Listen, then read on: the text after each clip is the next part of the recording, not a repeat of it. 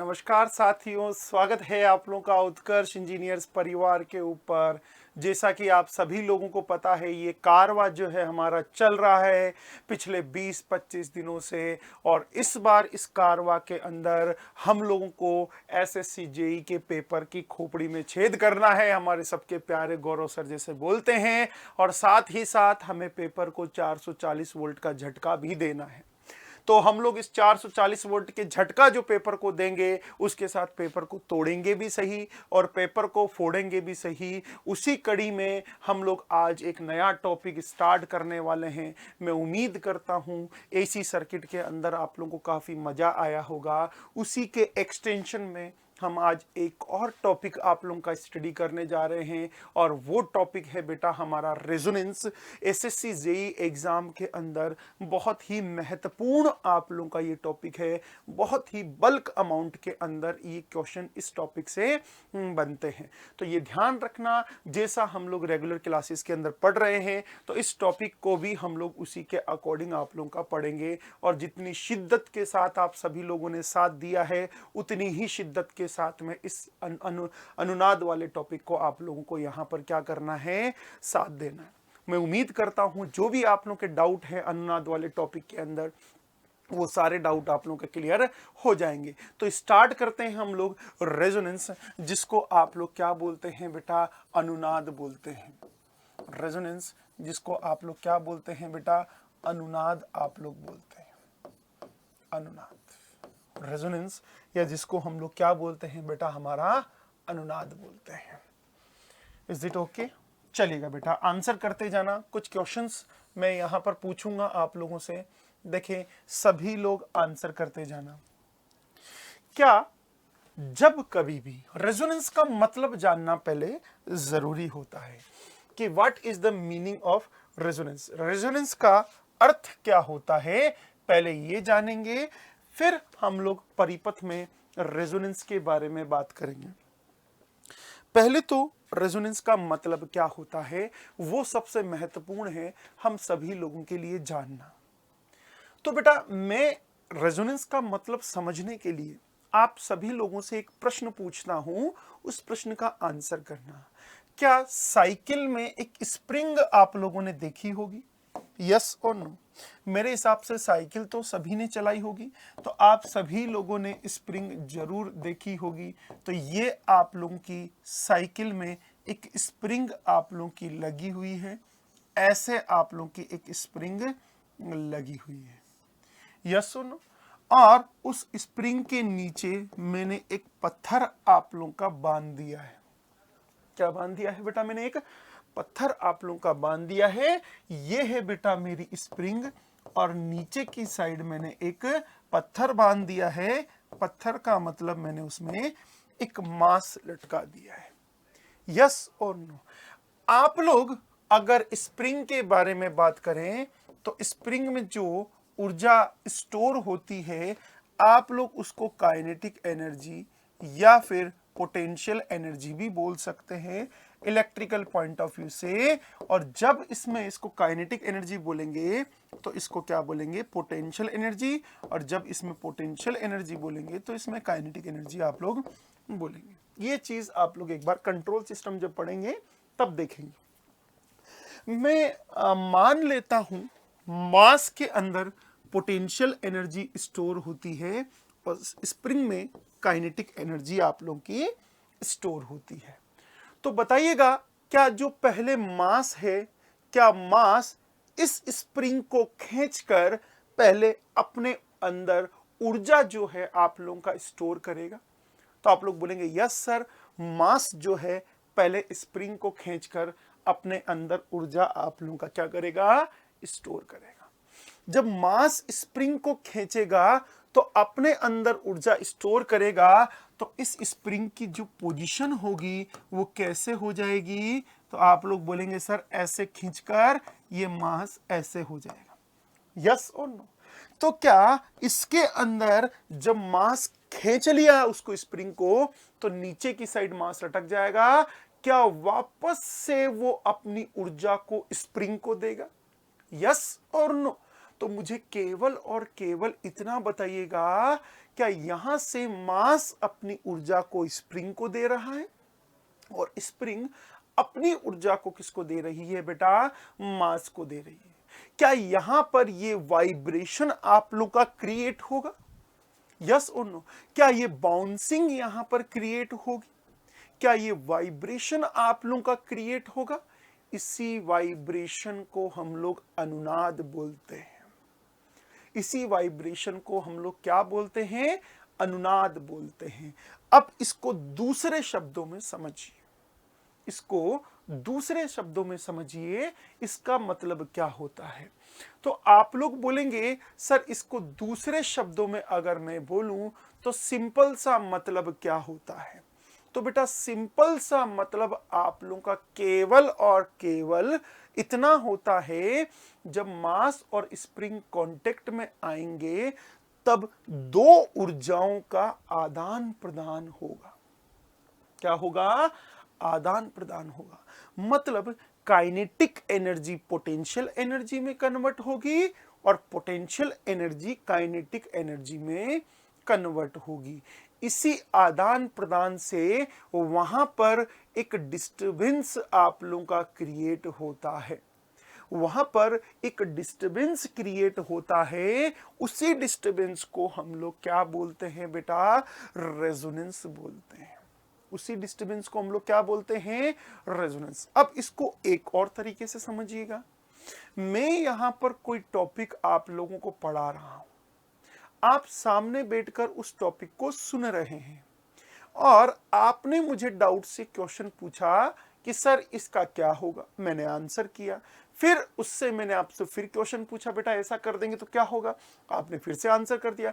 फिर आपका एक डाउट आया, फिर मैंने आंसर कर दिया। फिर मैंने एक क्वेश्चन पूछा तो ऐसा कुछ होगा। बेटा क्या जब मैं आप लोगों से क्वेश्चन पूछ रहा हूं तो आप लोग आंसर कर रहे हैं, और जब आप लोग क्वेश्चन पूछ रहे हैं तो मैं आंसर कर रहा हूं, क्या आप लोगों ने जो ऊर्जा मुझे दी है क्या वो ऊर्जा वापस से आप मुझे दे रहे हैं? और जो मैं वापस से ऊर्जा ले रहा हूं क्या वापस से वो ऊर्जा आप लोगों को मिल रही है कि नहीं? तो आप लोग बोलेंगे यस सर, ऊर्जा एक दूसरे को मिल रही है। जब ये ऊर्जा एक दूसरे को ऐसे ट्रांसफर हो रही है कि आप ले लो, मैंने रख ली, मैंने वापस से आपको दे दी, वापस से आपने मुझे दे दी, बेटा ये भी तो एक ऊर्जा का आदान प्रदान हो रहा है। क्या इस चीज को भी तो हम लोग क्या बोलेंगे?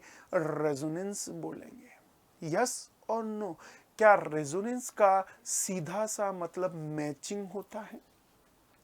क्या रेजोनेंस का सीधा सा मतलब मैचिंग होता है? यहां से जो मैंने चीज दी है क्या सामने वाले ने वो चीज कैच कर ली है? क्या सामने वाले ने जो चीज दी है वापस से मैंने वो चीज कैच कर ली है? तो क्या इसी को हम लोग रेजोनेंस बोलेंगे। जैसे कि फॉर एग्जाम्पल अगर मैं आप लोगों से पूछ लूं, ये एफएम है आप लोगों का और ये एफएम कितना है? 92.7 है।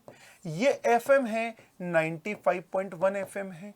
ये एफएम है, ये है 98.4 एफएम है।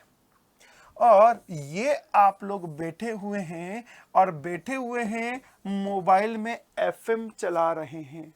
तो क्या यहां से इतनी सारी ऊर्जाएं आ रही है? सर 95.1 भी आ रहा है, 98.4 भी आ रहा है, 92.7 भी आ रहा है। इसमें से मैंने एक ऊर्जा वहां पर ली है और उसको मेरे फोन में मैच कराई है, तो ये मैचिंग होकर मेरे फोन में एक गाना चलेगा और वो 98.4 एफएम पर जो गाना चल रहा होगा वो गाना आप लोगों का वहां पर चलेगा।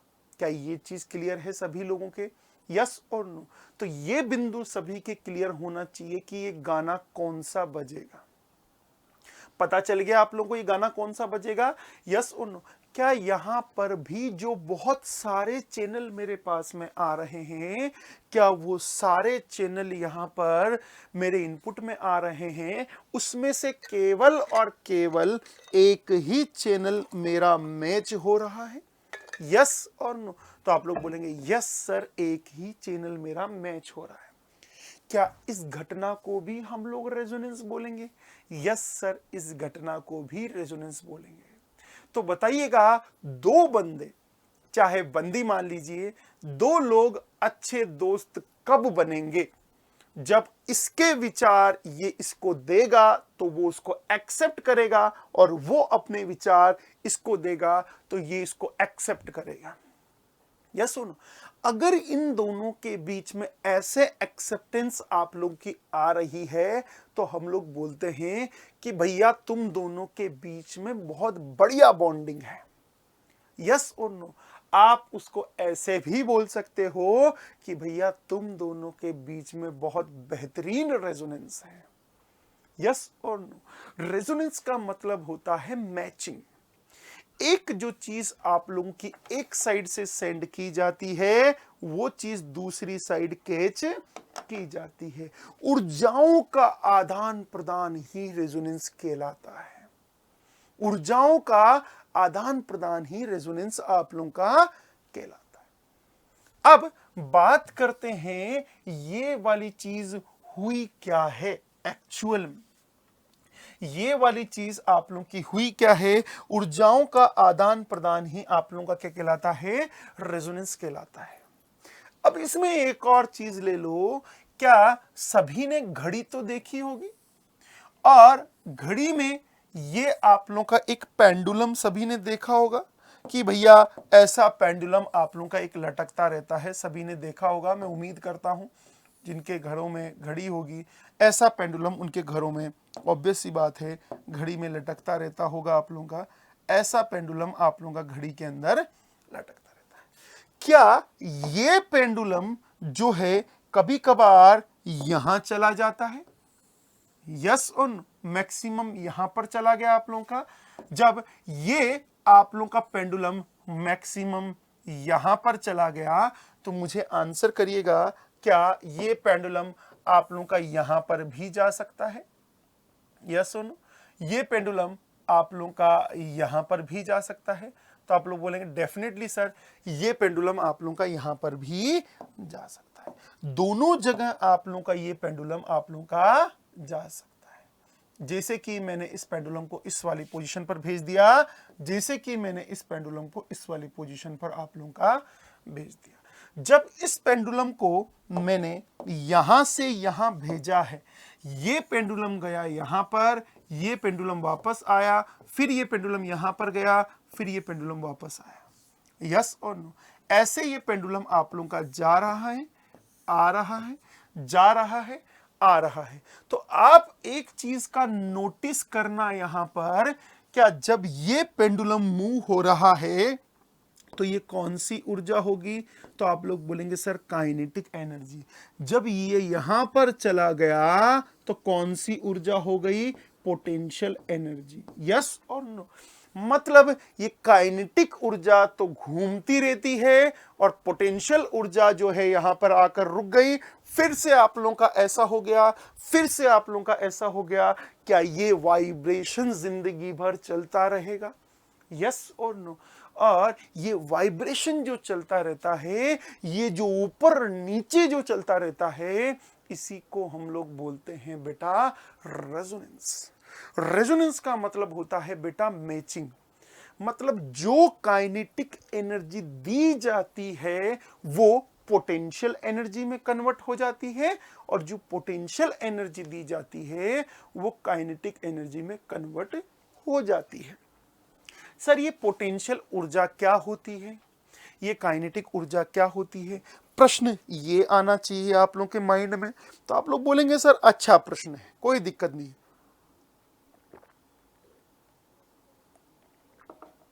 तो मुझे एक चीज का आंसर करना, बेटा जब कोई चीज मूव करती है तो काइनेटिक का मतलब जब कोई वस्तु गतिमान होती है, जब कोई वस्तु गतिमान होती है, गतिमान होती है तो उसकी ऊर्जा को उसकी ऊर्जा को गतिज ऊर्जा कहा जाता है। गतिज ऊर्जा मतलब काइनेटिक एनर्जी, काइनेटिक एनर्जी कहा जाता है। यह सुनो, गतिमान होती है तो उसकी ऊर्जा क्या कहा जाता है? काइनेटिक। और काइनेटिक एनर्जी का फॉर्मूला होता है बेटा कितना? Half mv²। जब कोई वस्तु स्थिर अवस्था में होती है तो उसकी ऊर्जा को बोला जाता है पोटेंशियल एनर्जी या फिर स्थितिक ऊर्जा। जब कोई वस्तु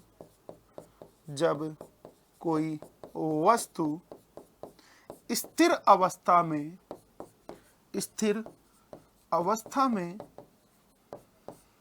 होती है तो उसकी ऊर्जा स्थैतिक ऊर्जा कहलाती है। यस और नो? कहलाती है। और उस स्थैतिक ऊर्जा को हम लोग पोटेंशियल एनर्जी, मतलब हिंदी में स्थैतिक ऊर्जा और इंग्लिश में पोटेंशियल एनर्जी हम लोग उसको बोलते हैं। तो ये समझ में आ गया, पोटेंशियल एनर्जी और काइनेटिक एनर्जी। यस और नो? पोटेंशियल एनर्जी और काइनेटिक एनर्जी, इसका जो मान होता है वो होता है बेटा mgh। क्या होता है? mgh।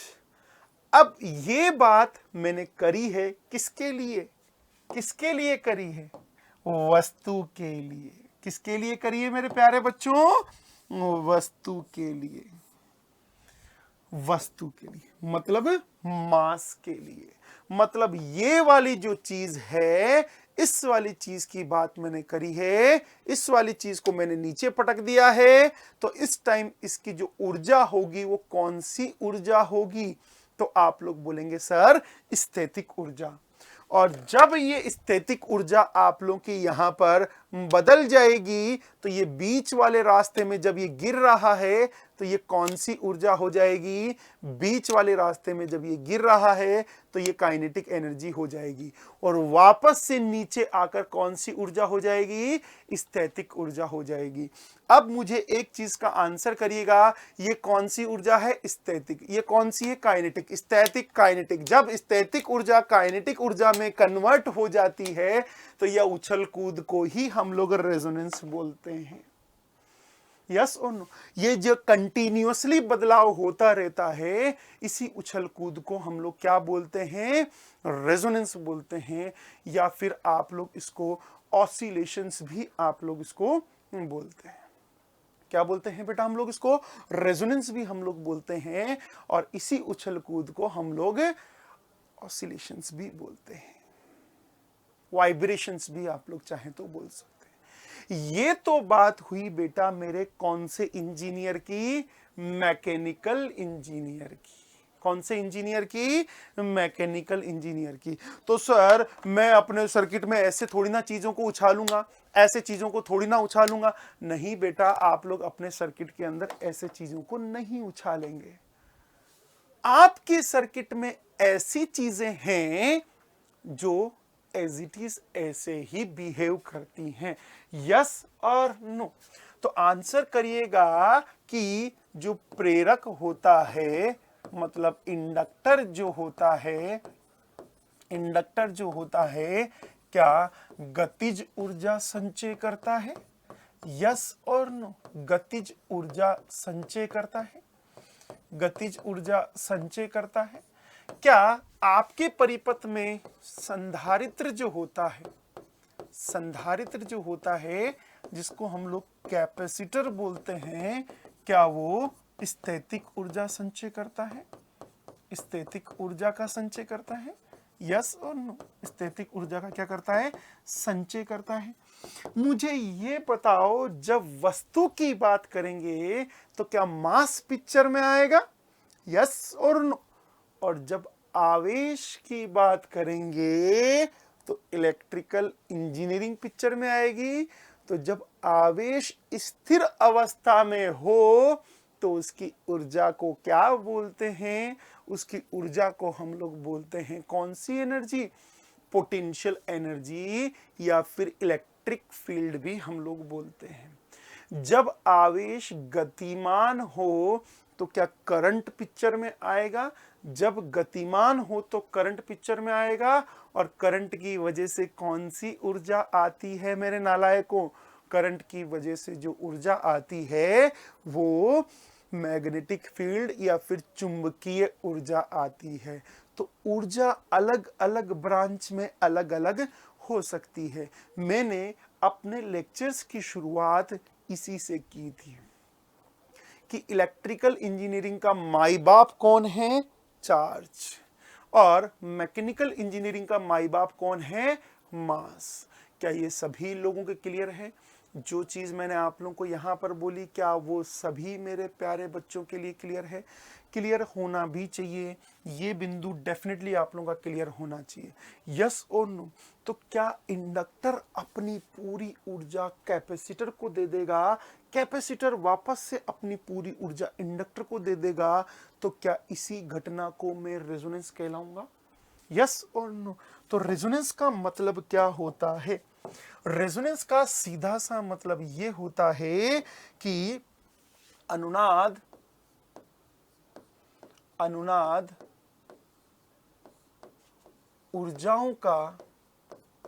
ऊर्जा का एक रूप से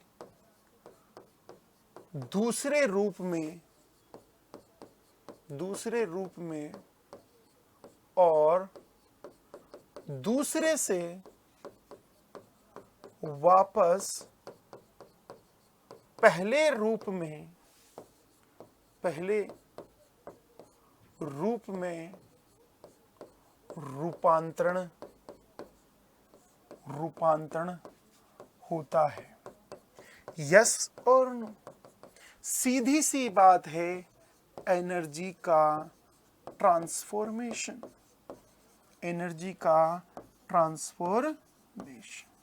आप चाहो तो इसको मैचिंग भी बोल सकते हैं। क्या बोल सकते हैं बेटा? मैचिंग भी बोल सकते हैं। चाहो तो आप लोग इसको ट्यूनिंग भी बोल सकते हैं। आप चाहो तो इसको वाइब्रेशन भी बोल सकते हैं। आप चाहो तो इसको ऑसिलेशंस भी बोल सकते हैं। यस और नो? ये सब किसको रिप्रेजेंट करता है? रेजोनेंस को। यस और नो? किसी परिपथ में अनुनाद की उपस्थिति, अनुनाद केवल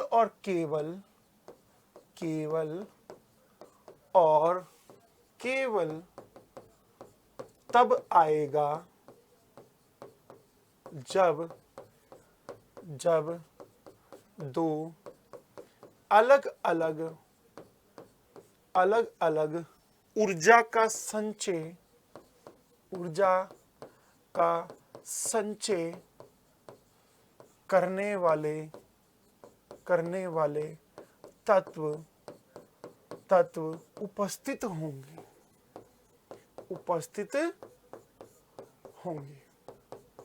मतलब अनुनाद तब आएगा जब L और C प्रेजेंट होगा। केवल अलग अलग होने का मतलब ये नहीं है कि भैया L हो गए तो अनुनाद आएगा, या फिर CC हो गए तो अनुनाद आएगा। अलग अलग ऊर्जा का मतलब एक काइनेटिक एनर्जी करेगा, तो दूसरा कौन सा करेगा बेटा? Potential energy. अरे आप ऐसे नहीं बोलते क्या कि भैया हम दो दोस्त हैं, हम बढ़िया दोस्त हैं। क्यों? क्योंकि हमारे बीच में मैचिंग बढ़िया हो रही है। यस और नो? हमारे बीच में रेजोनेंस बढ़िया हो रहा है। तो दो ऊर्जाओं का आदान प्रदान करना ही क्या कहलाता है?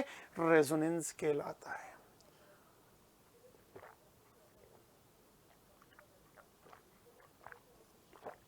अब वो अलग अलग जगह अलग अलग आप लोगों का हो सकता है। किसी जगह किसी फॉर्म में हो सकता है, किसी जगह किसी फॉर्म में हो सकता है। अब आंसर करना, क्या यहां पर इस परिपथ में, क्या इस परिपथ में L और C आप लोगों के प्रेजेंट हैं? कौन कौन प्रेजेंट हैं? L और C आप लोगों के प्रेजेंट हैं। तो ध्यान रखना, L जो है वो कौन सी ऊर्जा का स्टोर करता है? काइनेटिक एनर्जी का, ये आपको ऑलरेडी पता है। और C कौन सी ऊर्जा का संचय करता है? तो आप लोग बोलेंगे सर पोटेंशियल एनर्जी का। क्या इसके पास में जो ऊर्जा का संचय होगा वो हाफ Li² होगा? क्या इसके पास में ऊर्जा का जो संचय होगा क्या वो हाफ CV² होगा? अब मुझे आंसर करना, माना कि इन भाई साहब के पास में आप लोग की स्टार्टिंग में 100 जूल की ऊर्जा है, इनके पास में 0 जूल की ऊर्जा है। क्या ये ऊर्जा ये अपनी इसको दे देगा और इसके पास में 0 जूल हो जाएगा, इसके पास में 100 जूल हो जाएगा? क्या ऊर्जा का रूपांतरण हो गया है? यस और नो? मैग्नेटिक फील्ड से इलेक्ट्रिक फील्ड, क्या वापस से ये अपनी ऊर्जा इसको दे देगा? तो आप लोग बोलेंगे यस सर, फिर वो 0 हो जाएगा, ये 100 हो जाएगा। क्या वापस से ये ऊर्जा का रूपांतरण फिर से हो रहा है? तो काइनेटिक एनर्जी का रूपांतरण पोटेंशियल एनर्जी में हो रहा है, और पोटेंशियल एनर्जी का रूपांतरण जो है वो काइनेटिक एनर्जी में हो रहा है। इसका मतलब यहां पर 100% आप लोगों का रेजोनेंस प्रेजेंट है। यस और नो? जब इस परिपथ में, क्या इस परिपथ में, क्या कभी जिंदगी में, इस परिपथ में क्या कभी जिंदगी में ऊर्जा खत्म होगी या नहीं होगी? तो आप बोलेंगे नहीं सर, इस परिपथ में कभी ऊर्जा का आदान प्रदान खत्म नहीं होगा, इस परिपथ में हमेशा ऊर्जा बनी रहेगी। यस और नो? अगर किसी परिपथ में हमेशा ऊर्जा बनी रहती है तो वो तो माई बाप है, वो तो आइडियल है, आदर्श परिपथ होगा। और ऐसा परिपथ जिसमें हमेशा ऊर्जा बनी रहती है, आपके घरों में पानी का एक टैंक है, वो जो पानी का टैंक है, उस पानी के टैंक में अगर जिंदगी भर पानी रहा तो मजे हो गए आपके, तो आपको तो कुछ चीजों की जरूरत ही नहीं है। तो आप लोग बोलेंगे सर ऐसा बिल्कुल पॉसिबल नहीं हो सकता, एक वक्त के बाद में उसमें पानी खत्म होता है। वो देता है, हम लोग यूज करते हैं, वो देता है, हम लोग यूज करते हैं, फिर हम लोग उसको भरवा देते हैं या भर देते हैं, जो भी चीजें हैं। क्या यही कहानी होगी आप लोगों की बेसिकली? तो आप लोग बोलेंगे डेफिनेटली सर यही कहानी होगी। तो मुझे एक प्रश्न का आंसर करिएगा, क्या ऐसा टैंक जिसमें हमेशा, ऐसा टैंक जिसमें हमेशा आप लोगों के क्या भरी रहे, ऊर्जा भरी रहे, क्या हम लोग बोल सकते हैं वो आइडियल परिपथ होगा? यस और नो? तो आप लोग बोलेंगे यस सर। तो बताइएगा, क्या इसमें हमेशा ऊर्जा है? तो क्या मैं इसको आइडियल टैंक सर्किट बोलूंगा? यस और नो बेटा? तो आप लोग बोलेंगे यस सर, डेफिनेटली हम लोग इसको आइडियल टैंक सर्किट बोलेंगे। क्या बोलेंगे बेटा? आइडियल टैंक सर्किट हम लोग इसको बोलेंगे। क्या ये परिपथ आप लोगों का आइडियल टैंक सर्किट कहलाएगा? ऐसा परिपथ जिसमें हमेशा ऊर्जा उपस्थित होती है, उसी को हम लोग आइडियल टैंक सर्किट बोलते हैं। अगर कुछ वक्त के बाद में ऊर्जा समाप्त हो जाए, अगर कुछ वक्त के बाद में ऊर्जा समाप्त हो जाए तो हम लोग उसको आइडियल नहीं बोलेंगे। अब ये बताओ, क्या ऐसा परिपथ कभी जिंदगी में पॉसिबल है? तो आप लोग बोलेंगे नहीं सर, ऐसा परिपथ कभी जिंदगी में पॉसिबल नहीं होगा। जब ऐसा परिपथ आप लोगों की जिंदगी में पॉसिबल नहीं होगा, क्या इसका मतलब एक वक्त के बाद में, क्या एक वक्त के बाद में आप लोगों का यहाँ पर ऊर्जा खत्म होगी? तो आप लोग बोलेंगे यस सर, एक वक्त के बाद में ऊर्जा खत्म होगी। तो ये दोनों मिलकर यहाँ पर एक काम करते हैं और उसी काम को हम लोग बोलते हैं बेटा ऑसिलेशंस। क्या करते हैं बेटा? ऑसिलेशंस। आपने देखा अभी उछल कूद होती है और उस ऑसिलेशंस को दिखाया जाता है कैसे? उस ऑसिलेशंस को दिखाया जाता है बेटा कुछ इस प्रकार से। कैसे दिखाया जाता है? कुछ इस प्रकार। ये जो उछल कूद होती है, इसी उछल कूद को हम लोग क्या बोलते हैं बेटा? इसी उछल कूद को हम लोग रेजोनेंस बोलते हैं। यस और नो? अभी बताया था मैंने आप लोगों को, इसी उछल कूद को हम लोग रेजोनेंस बोलते हैं। मुझे ये बताइएगा, क्या ये बेसिकली ऊर्जा का आदान प्रदान है? तो ये बताइएगा, क्या यहाँ पर ये उछल कूद जो होगी मतलब ऊर्जाओं का आदान प्रदान होगा, क्या इसमें जिंदगी भर होगा या थोड़ी देर होकर विमंदित हो जाएगा या खत्म हो जाएगा? यस और नो? तो आप बोलोगे सर इस परिपथ में जब ये इसको ऊर्जा देगा तो थोड़ी सी ऊर्जा इसको भी मिलेगी और वो ऊर्जा कहां पर चली जाएगी? तो आप लोग बोलेंगे सर हीट की फॉर्म में चली जाएगी, उष्मा की फॉर्म में आप लोगों की चली जाएगी। किसकी फॉर्म में चली जाएगी? हीट की फॉर्म में चली जाएगी या फिर उष्मा की फॉर्म में वो ऊर्जा बाहर निकल जाएगी। जब कोई ऊर्जा उष्मा की फॉर्म में बाहर निकल रही है तो वो तो काम आना बंद हो गई। ये बताओ यहां से 100 जूल की एनर्जी गई, यहां कितनी मिलेगी? मान लेते हैं 90 जूल।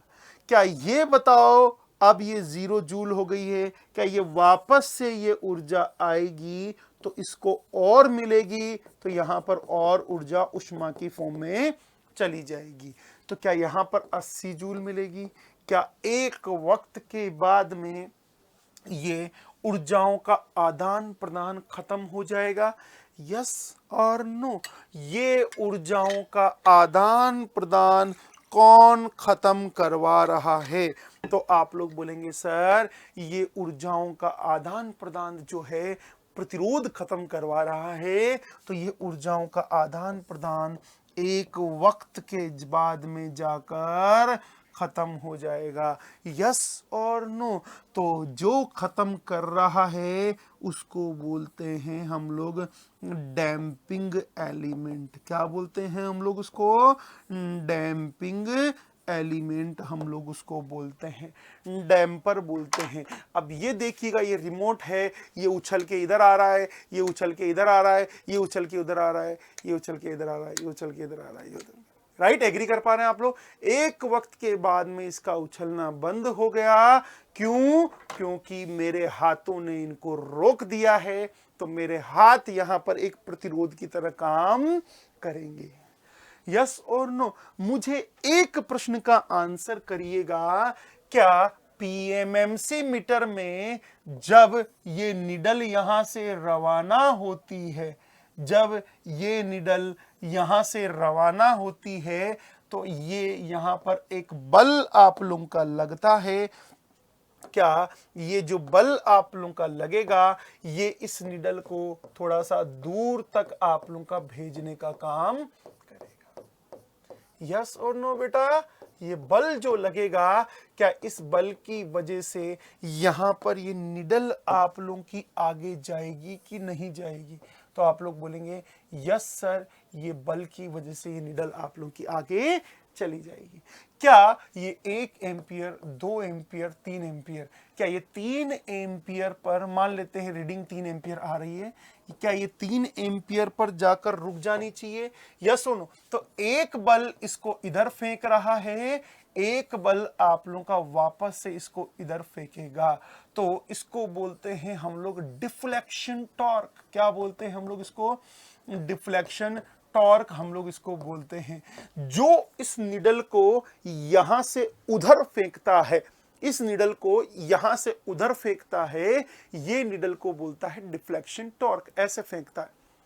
और उधर से जो रोकता है कि भैया अगर रुकेगी नहीं तो ये तो ऐसे फेंक देगा उसको नीचे, उधर से जो रोकता है उसको बोलते हैं हम लोग कंट्रोलिंग टॉर्क। क्या बोलते हैं बेटा हम लोग उसको? Controlling torque. यस और नो? बेटा डिफ्लेक्शन भी हो गया, कंट्रोल भी हो गया।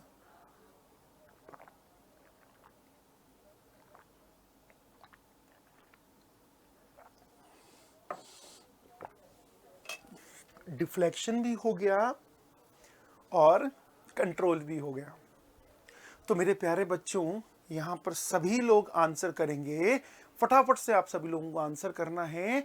डिफ्लेक्शन भी हो गया, कंट्रोल भी हो गया। ये निडल यहां से भी चली गई, यहां पर रुक भी गई, बट ये यहां पर जाकर ऐसे वाइब्रेट करती है, अगर आपने नहीं देखा हो तो। यस और नो? 3 एम्पियर पर जाकर ऐसे वाइब्रेट करती है। क्या ये वाइब्रेशन ही रेजोनेंस कहलाता है? क्या ये वाइब्रेशन ही ऑसिलेशन कहलाता है? इस वाइब्रेशन को खत्म करने के लिए नीचे की साइड एक डैंपिंग लगाई जाती है। तो डैंपिंग क्या काम करती है? इन वाइब्रेशंस को खत्म करने का काम करती है। यस और नो? और हमारे इलेक्ट्रिकल इंजीनियरिंग में वो डैंपिंग का काम कौन करता है बेटा? आप लोगों का प्रतिरोध करता है। प्रतिरोध प्रतिरोध एक एक डैम्पर की तरह काम करता है। विमंदित एलिमेंट जिसको बोलते हैं, डैम्पर की तरह कार्य करता है। यस और नो? प्रतिरोध एक डैम्पर की तरह आप लोगों का क्या करता है बेटा? काम करता है। क्या ये बिंदु सभी के क्लियर है? ये बताइएगा मुझे, किसी परिपथ में रेजोनेंस आने के लिए क्या कंडीशन होनी चाहिए? सर, 2 अलग अलग ऊर्जा को संचय करने वाले तत्व होने चाहिए। एक आप लोगों का L होना चाहिए, तो एक आप लोगों का क्या होना चाहिए बेटा? C होना चाहिए। क्या क्या होना चाहिए? एक L होना चाहिए, एक क्या होना चाहिए बेटा? C होना चाहिए। क्या ये सभी लोगों के क्लियर है? Now give me the answer. सभी लोग आंसर करेंगे यहां पर। अगर मैं आप लोगों से पूछूं, ये बताइएगा क्या इस परिपथ में रेजोनेंस आएगा या नहीं आएगा? तो आंसर करना, सीरीज RLC सर्किट में रेजोनेंस आएगा या नहीं आएगा। तो यहाँ पर हम लोग अलग अलग परिपथ पढ़ने वाले हैं। उन अलग अलग परिपथ में जिसमें रेजोनेंस आता है, वो रेजोनेंस हमारे परिपथ में कैसे होता है, वो चीज़ें हम लोग यहाँ पर देखने जा रहे हैं। और उनमें से एक परिपथ है हमारा सीरीज रेजोनेंस सर्किट, और उसके बारे में हम लोग यहाँ पर बात करने जा रहे हैं। कौन सा परिपथ बेटा? Series RLC circuit. क्या ये आप लोगों का R, ये आप लोगों का L, ये आप लोगों का C, ऐसा कुछ होगा? यहां पर हमारा एक वोल्टेज है,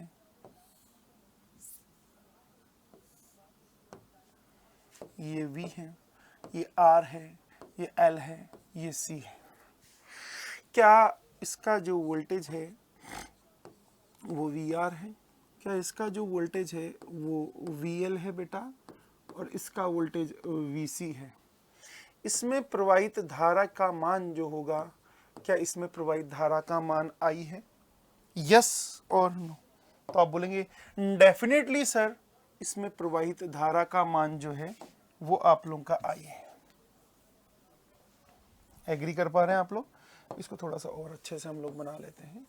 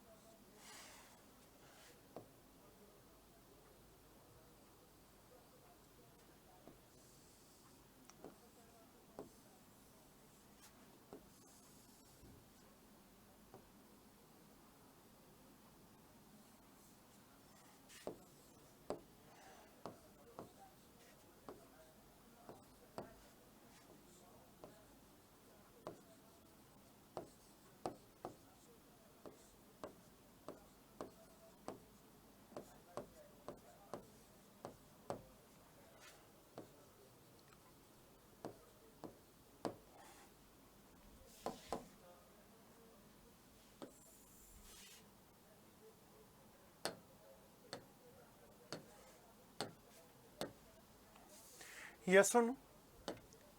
इसमें प्रवाहित जो धारा है वो आप लोगों की क्या है, ये चीज सभी लोगों को क्लियर है?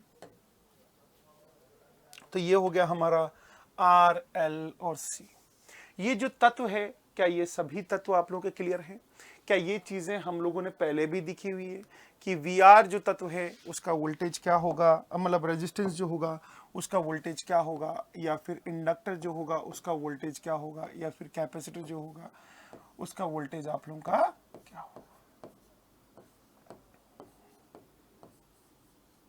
राइट? ये सभी चीजें आपकी क्लियर होनी चाहिए।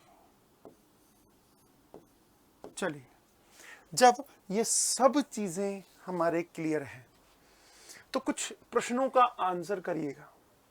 ये बताइएगा बेटा, यहां पर अगर मैं आप लोगों से लूं एक धारा, यहां से मैं आप लोगों से लूं एक धारा, मैंने इसमें प्रवाहित करवाई और जिसका मान है आई, आप लोगों का इस धारा प्रवाहित हो रहा है, आई आप लोगों का है, ये आई है, यस सुनो, ये आप लोगों का आई है। बताओ बेटा, प्रतिरोध में प्रवाहित होने वाली धारा का मान कितना है? तो आप लोग बोलेंगे सर प्रतिरोध में प्रवाहित धारा का मान आई है। प्रतिरोध का वोल्टेज कितना है? वी आर है। तो आप लोग बोलेंगे सर प्रतिरोध का जो वोल्टेज होता है वो वी आर है, और वी आर और आई समान फेज में होते हैं, समान कला में होते हैं, तो ये वी आर हो गया। मुझे ये बताइएगा, इंडक्टर जो है, प्रेरक जो है, उसमें धारा प्रवाहित कितनी हो रही है? तो आप सभी मेरे प्यारे बच्चे यहाँ पर बोलेंगे सर प्रतिरोध में जो धारा प्रवाहित, इंडक्टर में जो धारा प्रवाहित हो रही है, क्या उस धारा का मान आई है? और कैपेसिटर में जो धारा प्रवाहित हो रही है, क्या उसका मान भी आप लोगों का आई है? तो आप लोग बोलेंगे यस सर, और प्रतिरोध में जो धारा प्रवाहित हो रही है उसका मान भी कितना है? तीनों में धारा आप लोगों की समान रूप से यहां पर प्रवाहित हो रही है। ये बताइएगा, अगर मैं आप लोगों से यहां पर पूछूं तो इंडक्टर की धारा का मान है आप लोगों का आई, इंडक्टर का वोल्टेज वी है, तो बताइएगा इंडक्टर का करंट कहां पर होगा? तो आप लोग बोलेंगे सर इंडक्टर का जो करंट होगा वो 90 डिग्री पीछे होता है, मतलब इंडक्टर का जो वोल्टेज होगा वो धारा से 90 डिग्री आगे होगा। क्या ये सभी के क्लियर है? वो धारा से 90 डिग्री आगे होगा। क्या यही चीज अगर मैं कैपेसिटर के बारे में पूछूं तो बेटा क्या कैपेसिटर में यही कहानी, 90 डिग्री उसका वोल्टेज आप लोगों का पीछे होगा, मतलब उसमें धारा आप लोगों की आगे होती है। क्या ये वाला जो फेजर मैंने आप लोगों का बनाया, क्या ये वाला फेजर डायग्राम आप सभी लोगों के क्लियर है कि भैया 90 डिग्री कौन आगे है या 90 डिग्री कौन पीछे है? यस और नो?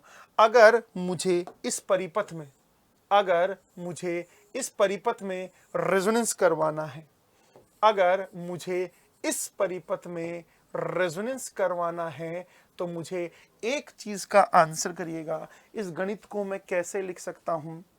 तो आप लोग बोलेंगे सर वी आर प्लस 90 पर जे वी एल माइनस 90 पर माइनस का जे वी सी, तो v इज इक्वल टू किसके बराबर होगा?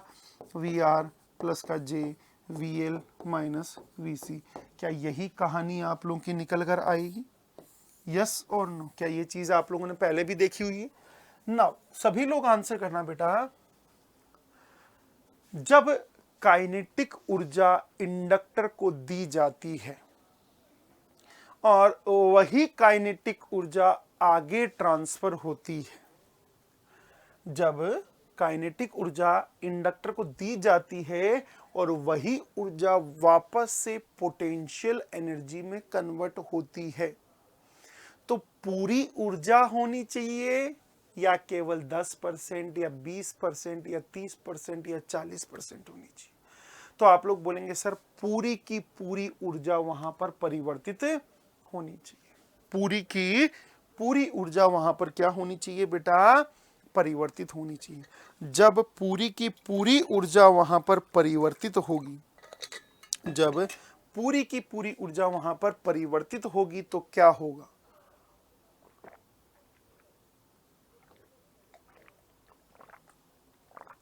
जब पूरी की पूरी ऊर्जा वहां पर परिवर्तित होगी तो क्या होगा? रेजोनेंस होगा। अगर 10% भी वहां पर नहीं हुई तो रेजोनेंस नहीं होगा। इसका मतलब क्या है? रेजोनेंस रेजोनेंस की स्थिति में रेजोनेंस की स्थिति में क्या होगा? पूरी की पूरी ऊर्जा जो है वो आप लोगों की एक दूसरे में आदान प्रदान होगी। मतलब VL बराबर किसके होगा बेटा? VC के। इसके अंदर आप लोगों ने VL बराबर VC कर दिया तो क्या ये दोनों कैंसिल आउट हो जाएंगे? यस और नो? जब ये दोनों कैंसिल आउट हो जाएंगे तो V बराबर किसके आ गया बेटा? VR के बराबर आप लोग का आ चुका है। V बराबर किसके आ गया है? VR के बराबर आप लोग का आ चुका है। मतलब जितना पैसा था, टोटल जो पैसा था, पूरा का पूरा किसको दे दिया गया है? प्रतिरोध को दे दिया गया है। तो बताइएगा पावर फैक्टर कितना होगा? बताए मेरे नालायक बच्चों, पावर फैक्टर कितना होगा? तो आप लोग बोलेंगे पावर फैक्टर सर यूनिटी होगा। तो यहां से क्या होगा? पावर फैक्टर जो होगा वो क्या होगा? यूनिटी होगा, मतलब 1 होगा। यस और नो? ये बताइएगा क्या पावर फैक्टर यूनिटी होने का मतलब वोल्टेज और धारा के बीच में जो करंट एंगल होगा, क्या वो एंगल आप लोगों का 0 डिग्री होगा? यस और नो? 0 डिग्री का मतलब आप लोगों का रेजोनेंस होना होता है। सप्लाई वोल्टेज और सप्लाई करंट अगर समान फेज में है, समान कला में है, तो उस कंडीशन को हम लोग रेजोनेंस की कंडीशन बोलते हैं। उस कंडीशन को हम लोग कौन सी कंडीशन बोलते हैं बेटा? रेजोनेंस की कंडीशन के नाम से वो जाना जाता है। क्या ये बिंदु सभी लोगों के क्लियर है? यस और नो? तो मुझे ये बताइएगा रेजोनेंस के ऊपर, एट रेजोनेंस के ऊपर अगर मैं बात करूं, रेजोनेंस के ऊपर क्या कहानी आप लोगों की आएगी? तो आप लोग बोलेंगे सर रेजोनेंस के ऊपर सिंपल सी एक कहानी आएगी, और वो क्या कहानी है? VL बराबर किसके होगा? VC के होगा। यस और नो? जब VL बराबर VC के होगा तो क्या मैं VL को I से डिवाइड कर दूं और VC को मैं I से डिवाइड कर दूं, तो क्या इस नंबर को मैं XL बोल सकता हूं और इस नंबर को मैं XC बोल सकता हूं? यस और नो? तो आंसर करना, रेजोनेंस के ऊपर XL बराबर किसके आ गया है? XC के। तो एट रेजोनेंस XL बराबर XC के आ गया है। इसका मतलब omega L divided by 1 by omega C के आ गया है, और ओमेगा का यहां से निकालूंगा तो omega square divide by 1 by LC, तो ओमेगा का मान कितना आ गया बेटा? 1 बाई रूट ऑफ। अगर मैं यहां से ओमेगा बराबर 1 बाई रूट ऑफ LC बोलूंगा तो 2 पाई F बराबर कितना होगा? 1 by under root of LC बोलूंगा। तो F का मान यहां से कितना हो गया? तो आप लोग बोलेंगे सर F का मान जो होगा वो होगा 1/2 pi under root of LC होगा। कितना होगा? 1/2 pi under root of LC होगा। क्या ये बिंदु सभी लोगों के क्लियर है? F का मान कितना होगा? 1 बाई, और ओमेगा का मान कितना होगा? 1 by under root of LC। इसका यूनिट क्या होता है? रेडियन पर सेकेंड। इसका यूनिट क्या होता है? हर्ट्ज। तो दोनों का यूनिट जो है वो अलग अलग आप लोगों का यहां पर होता है। दोनों का जो यूनिट है बेटा वो यूनिट आप लोगों का अलग अलग होगा। एक का यूनिट रेडियन पर सेकंड है तो एक का यूनिट क्या होगा बेटा? हर्ट्ज होगा। That is very very very important. अब देखो हो क्या रहा है, क्या आप सभी लोगों को पता है क्या L और C जो है इन दोनों का मिलाकर वोल्टेज कितना बोला जाता है? तो आप लोग बोलते हैं सर VR, VL और VC। इन दोनों का मिलाकर वोल्टेज कितना बोला जाता है? तो आप लोग बोलेंगे सर इन दोनों का जो मिलाकर वोल्टेज बोला जाता है वो बोला जाता है आप लोगों का या तो VL माइनस VC या फिर आप लोगों का इसको बोला जाएगा आप लोगों का क्या VL माइनस VC या फिर VC माइनस VL। क्या बोला जाएगा बेटा? VL माइनस VC या फिर VC माइनस VL। L और C का मिलाकर वोल्टेज क्या बोला जाएगा? VL माइनस VC या फिर VC माइनस VL। ये बताओ क्या रेजोनेंस के ऊपर दोनों वोल्टेज का मान समान है? जब दोनों वोल्टेज का मान समान है तो VL माइनस VC कितना आ गया? 0 आ गया। ये बताइएगा क्या किसी भी वोल्टेज का 0 आना क्या इस चीज को इंडिकेट करता है शॉर्ट सर्किट हो जाना? यस और नो? तो आप लोग बोलेंगे यस सर, किसी भी परिपथ में वोल्टेज का 0 आना शॉर्ट सर्किट होना हो जाता है। अब देखो सबसे खास बात क्या है, क्या L और C परिपथ में प्रेजेंट हैं? तो आप लोग बोलोगे यस सर परिपथ में प्रेजेंट है, पर क्या वो दोनों एक दूसरे के प्रभाव को समाप्त कर रहे हैं? तो आप लोग बोलेंगे यस सर, वो दोनों एक दूसरे के प्रभाव को क्या कर रहे हैं बेटा? समाप्त कर रहे हैं। जब वो दोनों एक दूसरे के प्रभाव को समाप्त कर रहे हैं इसका मतलब वो दोनों मिलकर क्या हो रहे हैं? तो आप लोग बोलेंगे सर दोनों मिलकर शॉर्ट सर्किट हो रहे हैं। यस और नो? दोनों मिलकर क्या हो रहे हैं बेटा? शॉर्ट सर्किट आप लोगों के हो रहे हैं। और ये शॉर्ट सर्किट होना ही इस बात का सबूत है कि उन दोनों के बीच में ऊर्जाओं का आदान प्रदान हो रहा है। यस और नो? मतलब L और C को परिपथ से गायब करना है और परिपथ का नेचर क्या करना है? रजिस्टिव हमें करना है। क्या करना है? रजिस्टिव करना है। तो क्या उसी कंडीशन को हम लोग रेजोनेंस बोलते हैं? क्या यहां पर कुछ हो रहा है या नहीं? तो आप लोग बोलेंगे सर यहां पर जो हो रहा है वो ऊर्जाओं का आदान प्रदान हो रहा है। यहां पर क्या हो रहा है? ऊर्जाओं का आदान प्रदान हो रहा है और इसकी ऊर्जा उसको दी जा रही है, उसकी ऊर्जा इसमें ली जा रही है। दोनों ऊर्जाएं जब एक दूसरे को दी जा रही है तो ये दोनों शॉर्ट सर्किट की तरह बिहेव करते हैं। एग्री कर पा रहे हैं आप लोग? क्या वोल्टेज इंडक्टर का वोल्टेज अकेले का 0 हुआ या कैपेसिटर का वोल्टेज अकेले का 0 हुआ या दोनों का मिलाकर 0 हुआ? तो आप बोलेंगे सर दोनों का मिलाकर 0 हुआ है। अकेले का 0 होगा तो फिर ऊर्जा ही नहीं होगी, तो दोनों का मिलाकर 0 हुआ है। जब दोनों का मिलाकर 0 हुआ है इसका मतलब क्या है?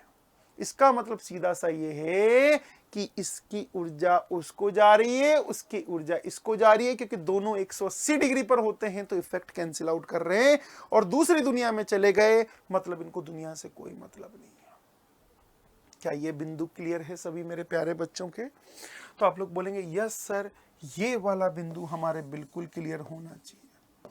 तो मुझे एक चीज का आंसर करिएगा।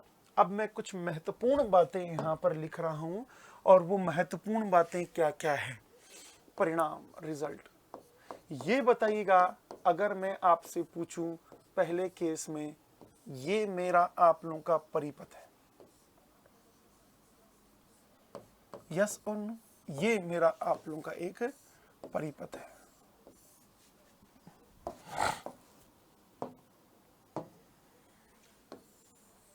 क्या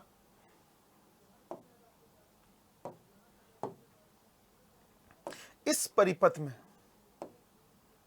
क्या इस परिपथ में ये वाली कहानी VR है, ये वाली कहानी VL है, क्या ये वाली कहानी VC है, क्या इनकी पूरी कहानी V है, क्या इसकी कहानी आप लोगों की R है, क्या इसकी कहानी XL है, क्या इसकी कहानी XC है, इन पूरे की कहानी Z है, क्या इसकी कहानी थोड़ा सा इसको बड़ा बना लेते हैं,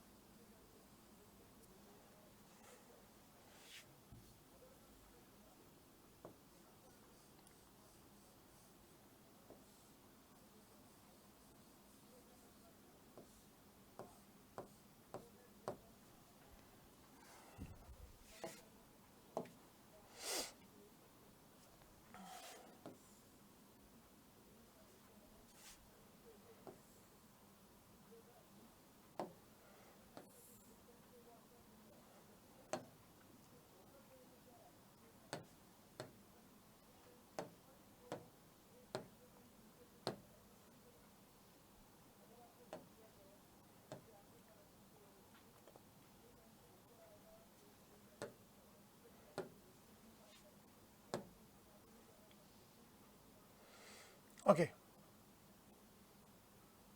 क्या यहां से मैं आप लोगों का पूछूं तो उसमें जो कहानियां बदली है वो कैसे कैसे बदली है?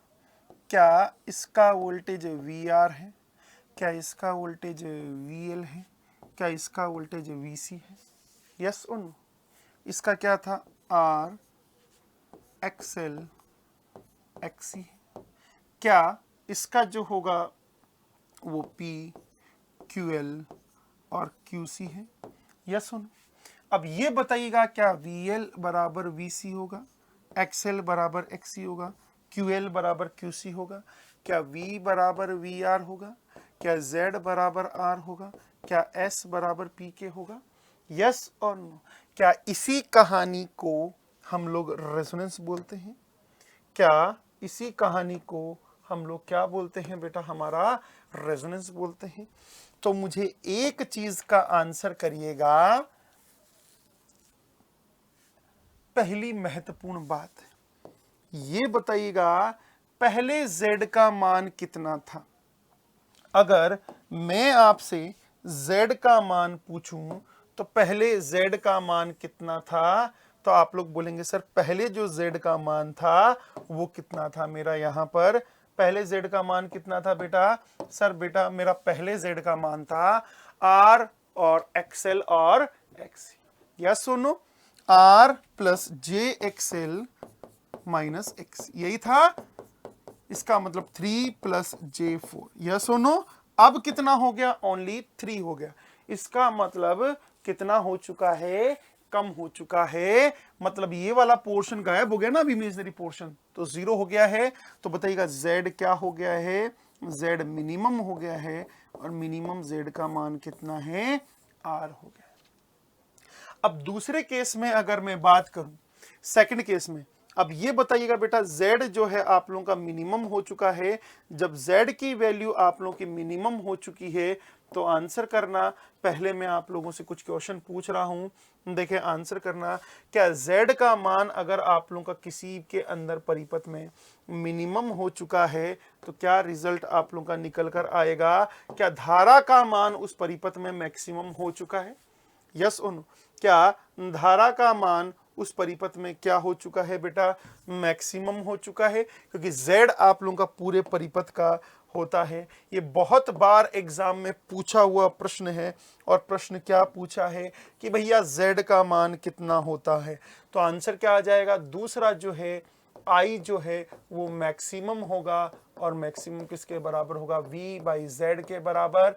z क्या है? मिनिमम है, तो i का मान कितना हो गया बेटा? मैक्सिमम, और उसकी वैल्यू किसके बराबर हो गई बेटा? v बाई आर के बराबर।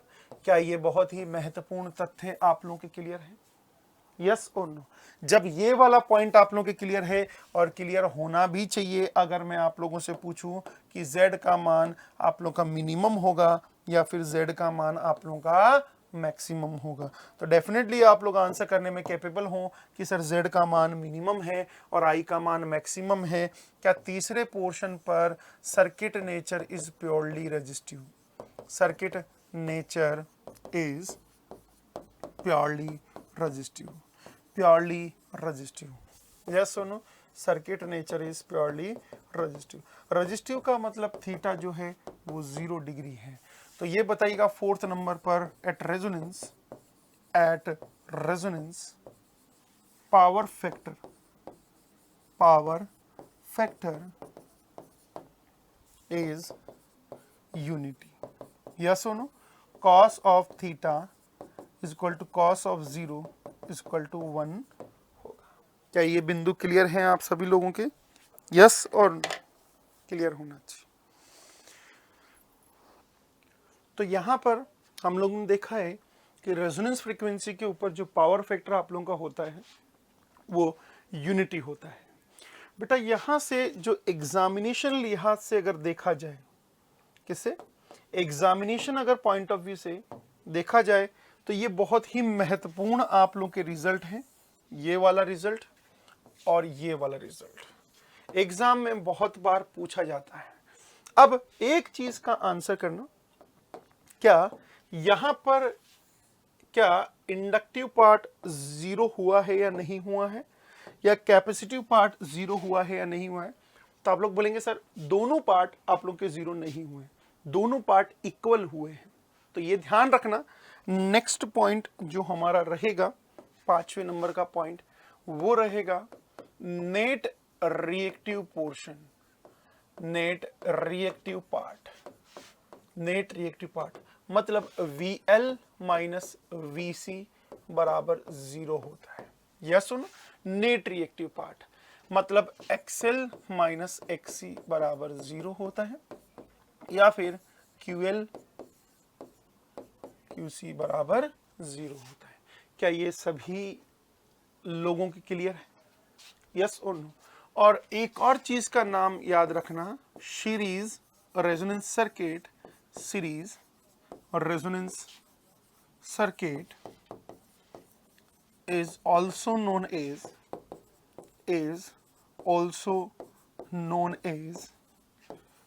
as acceptor circuit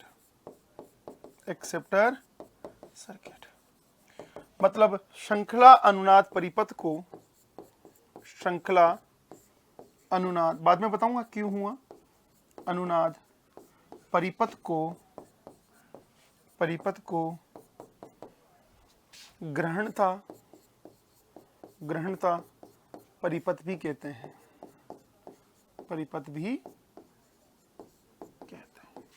क्या ये सभी के क्लियर? यस सुन? सीरीज रेजोनेंस सर्किट में जो आप लोगों का दूसरी चीज, एक 7वें नंबर का एक और पॉइंट चाहे तो आप लोग लिख सकते हैं, वैसे रिक्वायरमेंट नहीं है। क्या थीटा का मान 0 है, इसका मतलब वोल्टेज और करंट का फेज शिफ्ट कितना होगा? 0 डिग्री होगा। तो ध्यान रखना, श्रृंखला अनुनाद परिपथ में श्रृंखला अनुनाद परिपथ में श्रृंखला अनुनाद परिपथ में क्या होता है बेटा आप लोगों का, सप्लाई वोल्टेज और सप्लाई करंट का कलांतर फेज डिफरेंस 0 होता है, कलांतर 0।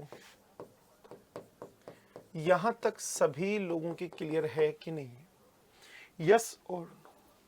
क्या सभी लोगों के क्लियर है? क्या क्या चीजें हम लोगों ने यहां पर देखी है, ये सारी चीजें आप लोगों के क्लियर होनी चाहिए। रेजोनेंस क्या होता है बेसिकली वो चीज हमें पता होनी चाहिए, कौन से सर्किट में उपस्थित होता है, आप लोगों का रेजोनेंस सर्किट के अंदर आरएलसी सर्किट में क्या कहानी होती है, और कुछ इसके इंपॉर्टेंट रिजल्ट हमें पता होने चाहिए, और ये रेजोनेंस सर्किट की सबसे खास बात होती है। अब अगला जो है उसके बारे में हम लोग बात करने जा रहे हैं, और उस जो अगला पॉइंट है, जो अगली हेडिंग है बेटा, उस हेडिंग को हम लोग बोलते हैं क्या, क्वालिटी फैक्टर। क्या बोलते हैं हम लोग उसको, क्वालिटी फैक्टर, जिसको क्यू नाम से जाना जाता है, जिसको किस नाम से जाना जाता है, क्यू नाम से आप लोगों का जाना जाता है। अब मैं क्वालिटी फैक्टर बताने से पहले एक प्रश्न आप सभी लोगों से पूछना चाह रहा हूं, देखिए आंसर करना कि ये क्वालिटी फैक्टर आप लोगों का क्या है। इज इट ओके कि क्वालिटी फैक्टर आप लोगों का क्या है, बेसिकली किस चीज को हम लोग क्वालिटी फैक्टर आप लोगों का यहाँ पर बोलते हैं। दो स्टूडेंट हैं, एक स्टूडेंट ए है और एक स्टूडेंट आप लोगों का बी है। दो स्टूडेंट है, एक स्टूडेंट ए है और एक स्टूडेंट बी है। ध्यान से सुनना और आंसर करना। दोनों स्टूडेंट के बारे में हम लोग अगर बात करें, दोनों स्टूडेंटों को 100 क्वेश्चंस करवाए गए। कितना क्वेश्चन करवाए गए बेटा? 100 क्वेश्चन दोनों स्टूडेंटों को करवाए गए, और दोनों स्टूडेंट क्या है, एग्जाम दिया। ए ने 80 क्वेश्चन सही किए और 20 क्वेश्चन गलत किए।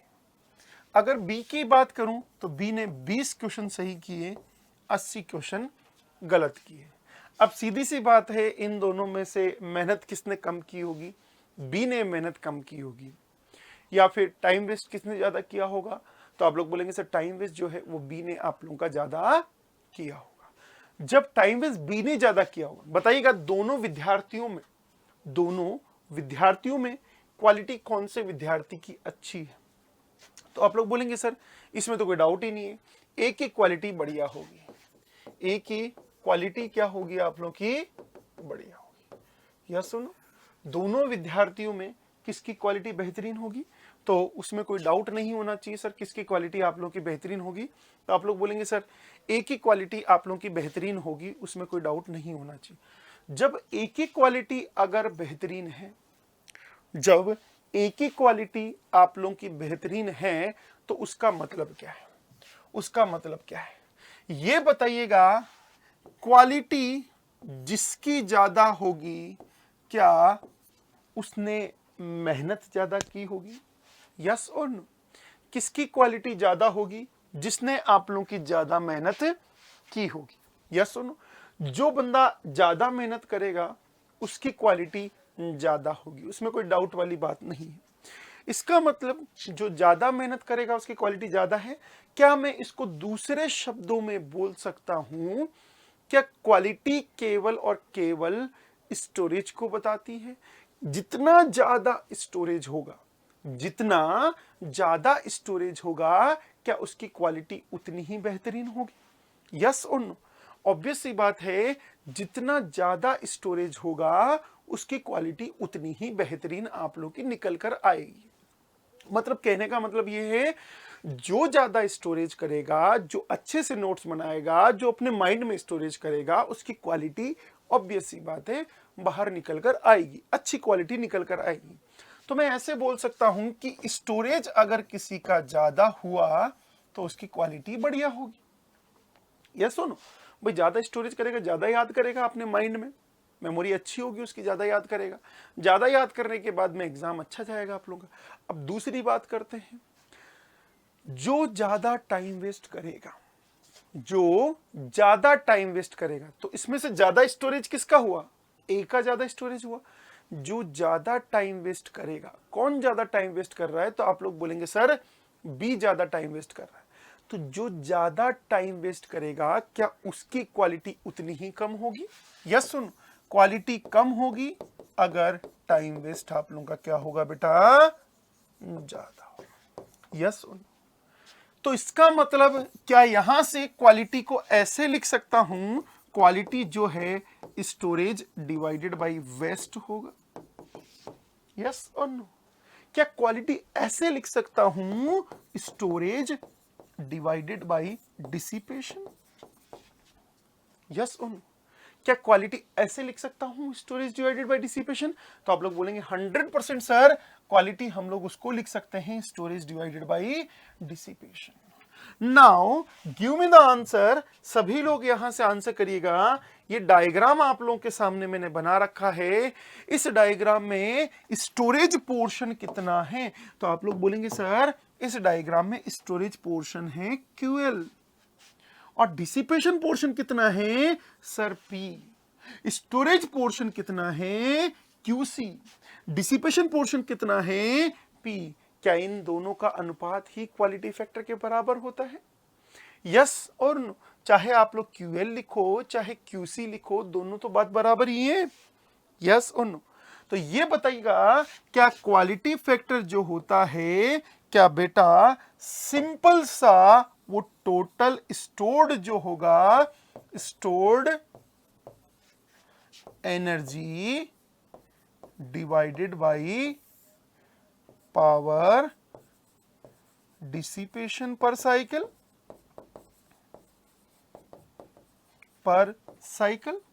अब ध्यान रखना, ऊपर की साइड तो एनर्जी है, नीचे की साइड पावर है, इसी वजह से मैंने पावर को साइकिल से डिवाइड किया है। अब साइकिल से डिवाइड करने का मतलब फ्रीक्वेंसी से डिवाइड करना, फ्रीक्वेंसी से डिवाइड करने का मतलब टाइम से मल्टीप्लाई करना। क्या ये पावर इंटू टाइम दिख रहा है नीचे की साइड? पावर इंटू टाइम क्या होता है? एनर्जी होता है। या सुनो, अब साइकिल में ओमेगा होता है, 2πf भी लिख सकते हैं। तो बेटा इसका जो फॉर्मूला हो सकता है वो यहां पर 2π से मल्टीप्लाई करके भी हम लोग इसको लिख सकते हैं। अगेन ये ध्यान रखना आप सभी लोग, बेसिकली क्या फॉर्मूला होता है क्वालिटी फैक्टर का? तो 2π गुणा एनर्जी स्टोर्ड संचय ऊर्जा और अवशोषित पावर और पावर डिसिपेशन पर साइकिल। यस और नो? पावर डिसिपेशन पर साइकिल, यही होगा पावर डिसिपेशन पर साइकिल। क्या ये सभी लोगों के क्लियर है मेरे प्यारे बच्चों? यस और नो? आई होप ये चीज क्लियर होगी कि क्वालिटी फैक्टर का फॉर्मूला क्या होता है। बेसिकली 2π गुणा energy store divide by power dissipation पर साइकिल। अब अगर इसको हिंदी में लिखा जाए तो क्या लिखेंगे क्वालिटी फैक्टर को? क्वालिटी फैक्टर होता है बेटा 2π इंटू संचय ऊर्जा डिवाइडेड बाय अवशोषण शक्ति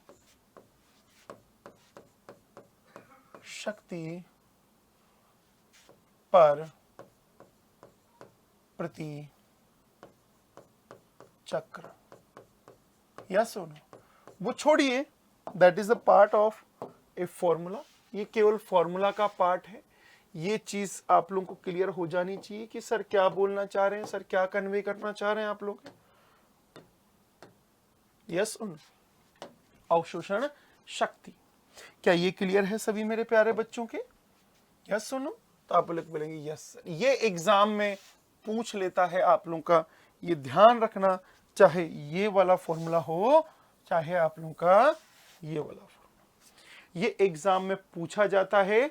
जब एग्जाम में पूछा जाता है, इसका मतलब हमें इस चीज को याद रखना है।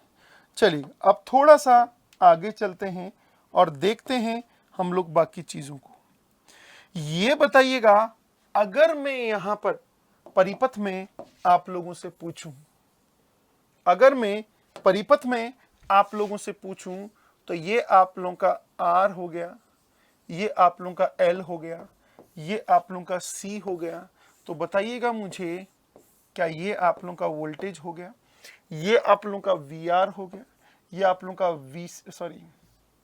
ये आप लोगों का VL हो गया, ये आप लोगों का VC हो गया, ये आप लोगों का VR हो गया, क्या ये आप लोगों का QL हो गया, क्या ये आपका QC हो गया, क्या ये आपका P हो गया, क्या ये आपका XL हो गया, क्या आपका XC हो गया, क्या ये आप लोगों का R हो गया।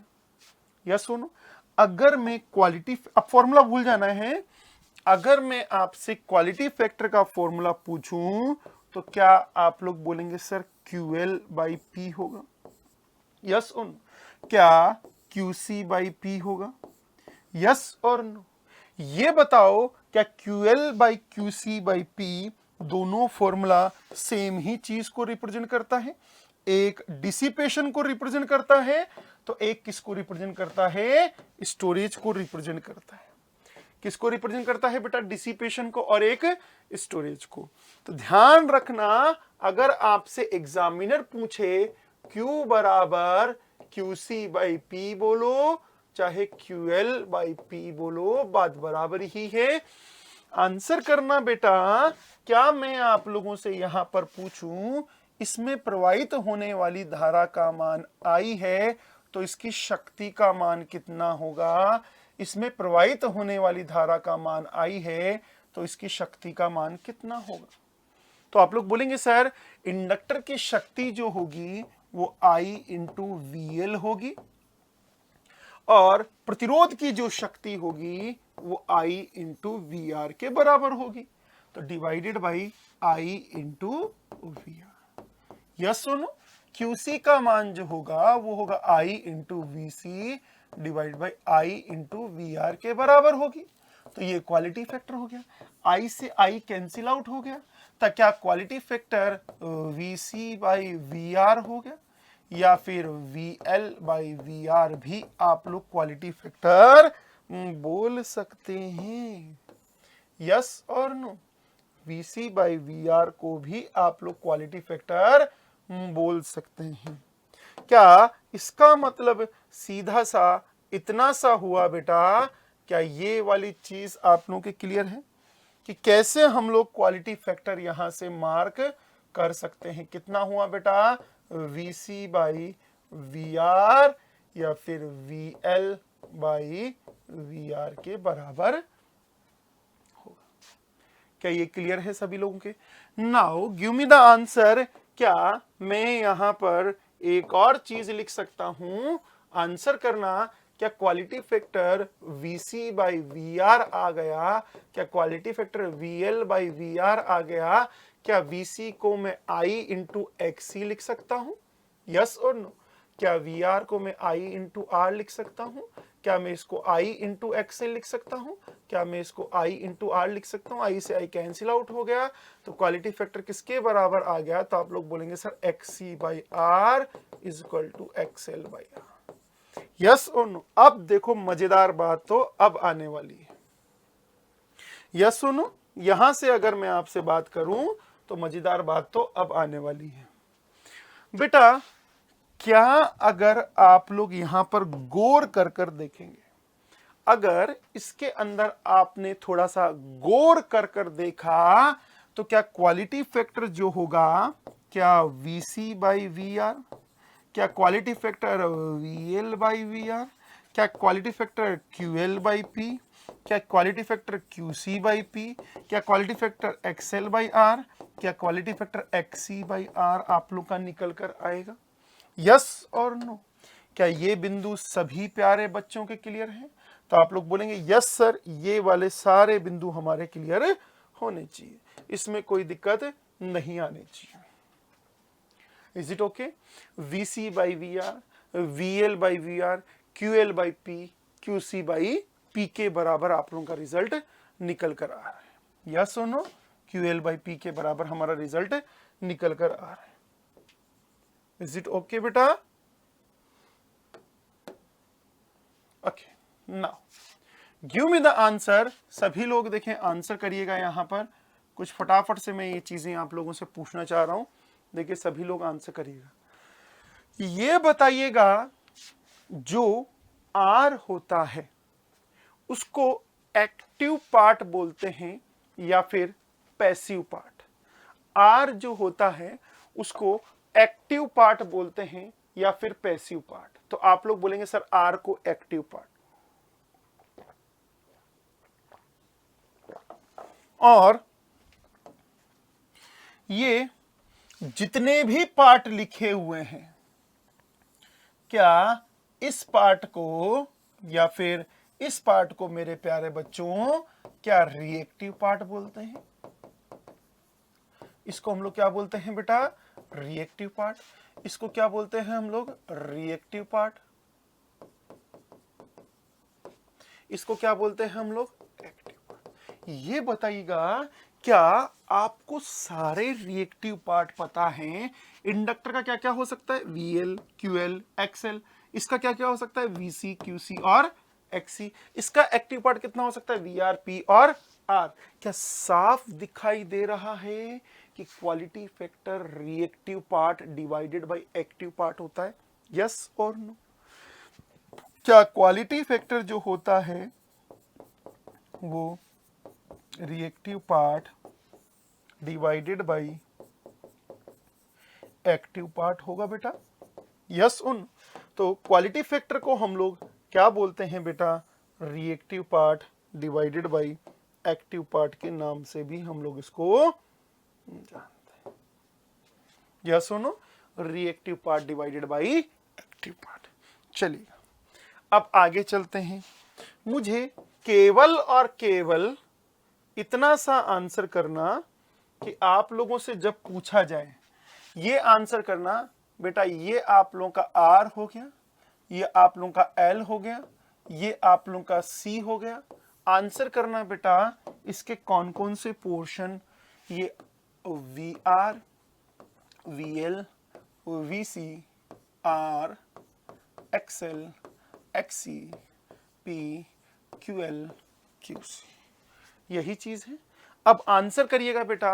मैं यहां से आप लोगों से पूछ रहा हूं क्वालिटी फैक्टर का फॉर्मूला क्या होगा? तो आप लोग बोलेंगे sir VL by VR, VC by VR, XL by R, XC by R, QL by P, QC by P। तो VL by VR, VC by VR, QL by P, QC by P, XL by R और XC by, इसमें से ये वाला formula उठाओ XL by R। तो quality factor कितना हो गया? XL का मान कितना होता है? Omega L by R। और क्वालिटी फैक्टर कितना हो गया? XC by R। बोले तो XC का मान 1/ओमेगा RC। यस। तो क्वालिटी फैक्टर का जो बहुत ही महत्वपूर्ण आप लोगों का फॉर्मूला होता है वो ये वाला फॉर्मूला होता है। ध्यान रखना, ये दोनों फॉर्मूलाज क्वालिटी फैक्टर के बहुत महत्वपूर्ण आप लोगों के फॉर्मूलाज। यस सुनो, ये दोनों फॉर्मूलाज क्वालिटी फैक्टर के फॉर्मूलाज आप लोगों को याद रखने हैं। ये बहुत ही महत्वपूर्ण आप लोगों के फॉर्मूलाज हैं कि क्वालिटी फैक्टर का मान कितना कितना होता है। Reactive part upon active part भी बोल सकते हैं, या फिर आप लोग बोल सकते हैं ओमेगा L बाई R के बराबर। यस और नो? क्या समझ में आया? क्वालिटी फैक्टर किसी भी परिपथ में ये बताता है कि स्टोरेज ज्यादा पावरफुल है या फिर डिसिपेशन ज्यादा पावरफुल है। यस और नो? क्या क्वालिटी फैक्टर के बारे में अगर मैं बात करूं, क्या यहां पर ऊपर की साइड स्टोरेज पोर्शन आएगा? क्या नीचे की साइड आप लोगों का क्या आएगा बेटा? डिसिपेशन पोर्शन आएगा। अब मुझे कुछ चीजों का आंसर आप लोग करिएगा, और अगला टॉपिक जो हम लोग पढ़ने जा रहे हैं बेटा, उस टॉपिक का नाम है बैंडविड्थ। बहुत ही इंपॉर्टेंट आप लोगों का टॉपिक है। यस सुनो, बैंडविड्थ आप लोगों का बहुत ही इंपॉर्टेंट आप लोगों का टॉपिक है, ये चीज आप सभी लोगों के क्लियर होनी चाहिए। अब तक जो भी मैंने बताया है, क्या वो सारे मुख्य मुख्य बिंदु आप सभी लोगों के क्लियर हैं? तो आप लोग बोलेंगे यस सर, ये सारे बिंदु हमारे क्लियर हैं। अब बैंडविड्थ के बारे में बात करें तो बैंडविड्थ बेसिकली होती क्या है? पहले मुझे ये आंसर करना, कोई भी ओमेगा 2 माइनस ओमेगा 1 नहीं बोलेगा, कोई भी F2 माइनस F1 नहीं बोलेगा कि बैंडविड्थ बेसिकली होती क्या है। कि आप लोग 92.7 मेगाहर्ट्ज का कोई FM सुन रहे हैं, माना कि 92.7 मेगाहर्ट्ज का कोई FM आप लोग सुन रहे हैं, तो ये फ्रीक्वेंसी, उसकी बेहतरीन आवाज कहां पर आएगी? 92.7 पर आएगी या फिर 92.8 पर आएगी? मेगाहर्ट्ज में मैं लिख देता हूं, तो ये 92.7 पर आएगी या 92.8 पर आएगी या 92.6 पर आएगी, मतलब आगे आएगी या पीछे आएगी या एग्जैक्ट 92.7 पर आएगी? तो आप लोगों का आंसर आएगा नहीं सर, क्या आप बात कर रहे हो, उस एफएम की सबसे बेहतरीन आवाज 92.7 पर आएगी और आगे जाएंगे तो आवाज कम हो जाएगी, पीछे जाएंगे तो आवाज कम हो जाएगी। क्या ये बिंदु क्लियर है आप लोगों का? कि आप लोग जब एफएम सुनते हैं तो आप लोगों का जो वॉल्यूम होती है वो 92.7 पर, और दूसरा जो होता है वो 92.7 से अगर मैं आगे जाऊंगा तो मेरी आवाज गिरेगी, और 92.7 से पीछे जाऊंगा तो भी मेरी आवाज गिरेगी 92.8 और 92.6। एग्री कर पा रहे हैं आप लोग? बेटा आगे और जाओगे तो आगे और गिरेगी, उससे आगे और जाओगे तो आगे और गिरेगी। ये बिंदु हमारे क्लियर होना चाहिए, यस और नो। क्या आपको पता है किसी भी एफएम की बेहतरीन आवाज कहां पर आती है? तो आप लोग बोलेंगे सर 92.7 है तो 92.7 पर ही आएगी। बेटा ध्यान से सुनना मेरे प्यारे बच्चों, मैं क्या बोलना चाह रहा हूं। कोई भी एफएम है उसकी बेहतरीन आवाज कहां पर आएगी?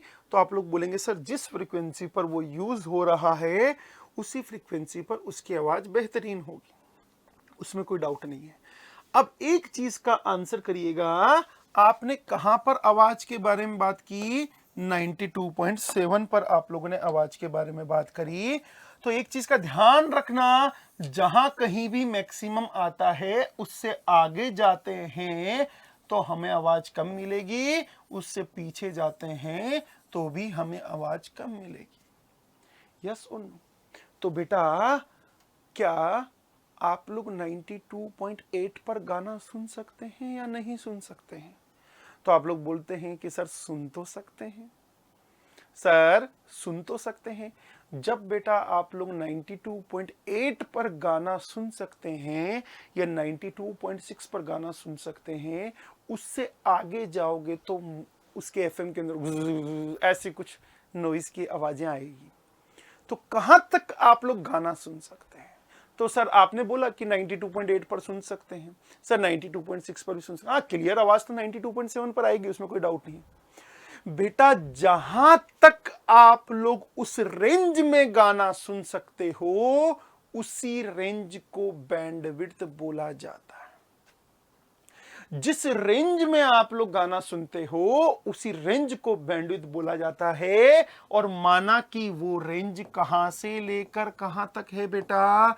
92.6 से लेकर 92.8। इसी रेंज को हम लोग क्या बोलते हैं बेटा? बैंडविड्थ बोलते हैं, यस और नो। इसी रेंज को हम लोग क्या बोलते हैं बेटा? बैंडविड्थ बोलते हैं। अगर एग्जैक्ट एक फ्रीक्वेंसी पर ही सुन पाते हो तो बैंडविड्थ 0 होगी, क्योंकि वो बिल्कुल कंसाइज हो गया। बट क्या आप लोग आगे भी सुन पाओगे या नहीं? सर सुन सकते हैं। जहां तक आप लोग आगे और पीछे दोनों साइड सुन सकते हैं, जहां तक आप लोग सुन सकते हैं उसी फ्रीक्वेंसी की रेंज को हम लोग बैंडविड्थ बोलते हैं। यस और नो? अब सबसे बेहतरीन मिलती है उसी फ्रीक्वेंसी पर 92.7 पर, और मान लेते हैं वो कितनी मिली, 100 मिली। कितनी मिली बेटा, 100 वॉइस मिलेगी। ये बताओ बेटा, आगे जाओगे तो वॉइस कम होगी या नहीं होगी? तो आप लोग बोलोगे सर नो डाउट कम होगी। बेटा कितनी कम हो गई? तो आप लोग बोलोगे सर 70.7% हो गई उसकी, मतलब उसकी 1/√2 टाइम्स हो गई, 100/√2 टाइम्स। आप ऊपर से कितना नीचे गिरे? तो आप लोग बोलेंगे सर 1/√2 टाइम्स नीचे गिरा। यस और नो? और 1/√2 टाइम्स को अगर आप डीबी में कन्वर्ट करोगे तो ये नंबर 20 log of 10 लिख देना, और डीबी में कन्वर्ट करना है तो 1/√2 लिख देना। तो डीबी में आ जाएगा, कितना आएगा बेटा, -3 dB। इसका मतलब ऊपर अगर डीबी में 50 है तो नीचे कितना होगा, 47 dB। ऊपर 150 है तो नीचे कितना होगा, 147 dB। ऊपर वैल्यू 100 है तो नीचे कितनी होगी, 100/√2। वैल्यूज की फॉर्म में बोलेंगे तो 1/√2 टाइम्स, डीबी की फॉर्म में बोलेंगे तो 3 dB।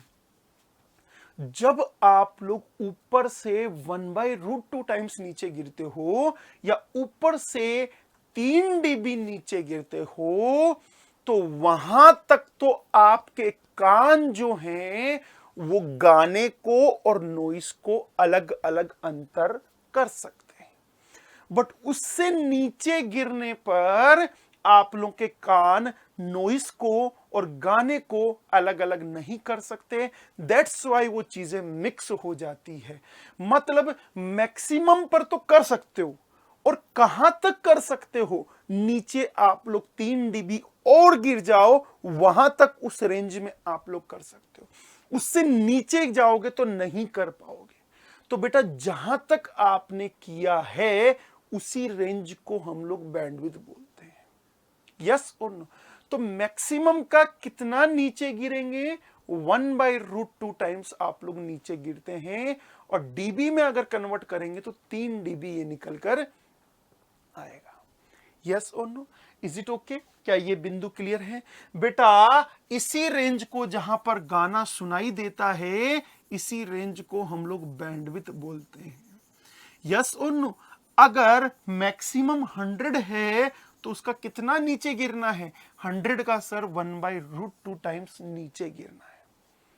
यस और नो?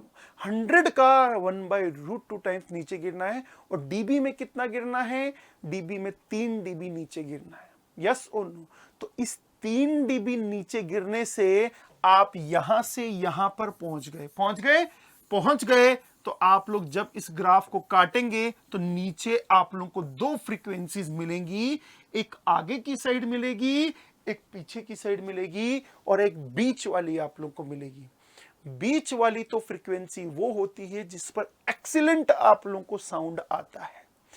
आगे वाली वो होती है जहां तक मेरे कान आगे की साइड सुन सकते हैं, और पीछे वाली वो होती है जिस रेंज पर मेरे कान सुन सकते हैं। मतलब इन दोनों के बीच में ही वो गाना बजना चाहिए, तब तो आप लोग सुन सकते हो। इसी को हम लोग क्या बोलते हैं, बैंडविड्थ। इसी चीज को हम लोग क्या बोलते हैं बेटा, बैंडविड्थ। क्या ये पॉइंट सभी प्यारे बच्चों के क्लियर है? यस और नो? और इन दोनों पॉइंट को हम लोग 3 dB पॉइंट्स बोलते हैं। इन दोनों पॉइंट्स को बेटा हम लोग कौन सा पॉइंट बोलते हैं, 3 dB पॉइंट के नाम से हम लोग इसको जानते हैं। एग्री कर पा रहे हैं आप सभी लोग? यहां तक सभी बच्चों के क्लियर होना चाहिए बेटा 3 dB पॉइंट्स किसको बोलते हैं। यस और नो? ये अगली वाली फ्रीक्वेंसी ω2 है, ये पीछे वाली फ्रीक्वेंसी ω1 है। तो यहां से लेकर यहां तक ही मैं गाना सुन सकता हूं। अब सुनो, मार्केट में ये अब आप चाहो सर मैं भी गाना बजा लूं, कहां से कहां गाना बजा लूं, सर मैं 106.4 से 106.6 तक मैं गाना बजाना चाहता हूं। बजा ले भैया, बीच वाली फ्रीक्वेंसी कितनी हो गई, 106.5। यस सुनो? क्या आपको ये वाली फ्रीक्वेंसी चाहिए बजाने के लिए? 106.5 से आगे गया मैं इतना, पीछे गया मैं इतना, तो मुझे ये वाली फ्रीक्वेंसी की रेंज चाहिए, यहां से लेकर यहां तक मैं इसको यूज कर पाऊं। इस डब्बे को सरकार की परमिशन के बिना आप यूज नहीं कर सकते। चलो आप सरकार के पास गए, सरकार ने आपको बोला कि भैया इसमें अगर आप लोगों को एफएम चलाना है, मतलब यहां से लेकर यहां तक, मतलब यहां से लेकर यहां तक अगर आपको एफएम चलाना है तो आप एक काम करो, हमें 1000 रुपए दे दो। कितने 1000 रुपए? 1000 रुपीज आप लोग हमें न दे दीजिए। तो आप बड़े बिजनेसमैन हैं, बड़ा शातिर दिमाग है आप लोगों का, तो आप कुछ और दिमाग लगाते हैं। आप मंत्री जी के पास में जाते हैं डायरेक्ट और बोलते हैं मंत्री जी 1000 रुपए तो महंगा पड़ रहा है। मंत्री जी ने बोला मैं क्या कर सकता हूं, सरकार की रेट है, गवर्नमेंट की रेट है, बिड लगती है, उसके अकॉर्डिंग आया। तो आपने बोला मंत्री जी मैं एक काम करता हूं, मैंने यहां पर आप लोगों को क्या दे दिया है, मंत्री जी एक काम करो ना, आप ये मुझे 500 रुपए में दिलवा दो, मैं आपको 300 रुपए दे दूंगा, यस और नो। मंत्री जी ने बोला वाह यार, ये तो बड़ी मजेदार बात हो गई कि 300 रुपए फोकट के अपन को मिल रहे हैं और 500 रुपए मुंह जा रहा है, अपन को क्या फर्क पड़ता है यार। तो इन्होंने बोला कि ठीक है भैया मैं करवा देता हूं। अब बताओ सरकार के पास में कितना पैसा गया? तो बोलेंगे सर सरकार के पास में 500 रुपए गया। रेट कितनी थी? 1000 रुपए। नुकसान कितना हुआ? 500 रुपए का सरकार को नुकसान हो गया। यस सुनो, नुकसान हो गया। मजे किसके हो गए? इसके टोटल कितने खर्च होने थे? 1000, हुए कितने? 800। यस सुनो, हुए कितने? 800। 200 रुपए इसके बच गए, 200 रुपए इसके हो गए, बच गए। इनके कितने मिलने थे?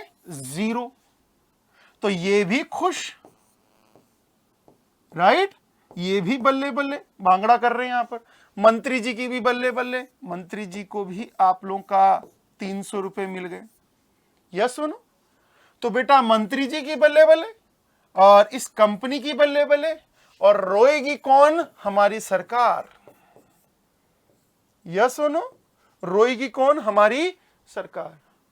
क्यों? सरकार को नुकसान हुआ 500 रुपए का, स्पेक्ट्रम सस्ते में बेच दिया। इसी को बोला था 2G घोटाला। 500 रुपए में का नुकसान नहीं हुआ था, 1,76,000 करोड़ का नुकसान हुआ था भारत सरकार को उस 2G स्पेक्ट्रम में, राइट? तो यही 2G स्पेक्ट्रम था। स्पेक्ट्रम जो है फ्रीक्वेंसीज को सस्ते दामों पर दे दिया गया था, उसी चीज को हम लोग 2G स्पेक्ट्रम बोला था, 2G स्पेक्ट्रम घोटाला बोला गया था, जैसा कि सीबीआई की रिपोर्ट्स ने बोला था। एग्री कर पा रहे हैं आप लोग? तो बड़े बवाल हुआ था बाबू भैया इस पे, सरकारें गिर गई थी इसकी, अगर आपको पता होगा तो। या सुनो, क्लियर है? तो ये तो बेटा ऐसा नहीं है कि जाके आप लोग यूज करने लग जाएं, सर मैं इस रेंज को यूज करूंगा सर। बेटा पैसा देना पड़ेगा सरकार को, और अगर आपके पास में इतना पैसा है, 1000 रुपए नहीं, 1,76,000 करोड़ का नुकसान हुआ था आपका, तो अगर इतना पैसा है तो आप लोग जाकर ले सकते हैं, कोई दिक्कत नहीं है। बट मैं उम्मीद करता हूं इतना पैसा आप एज ए स्टूडेंट आपके पास में नहीं होगा, और अनटिल और अनलेस आपने कोई कांड नहीं किया होगा तो आपके पास में इतना पैसा नहीं होगा। Is it okay? Even normal human beings जो एवरेज लाइफ जीते हैं उनके पास में इतना पैसा नहीं होता है। तो क्या बोलेगा? Bandwidth is the range of frequency, bandwidth is the range of frequencies, range of frequencies into which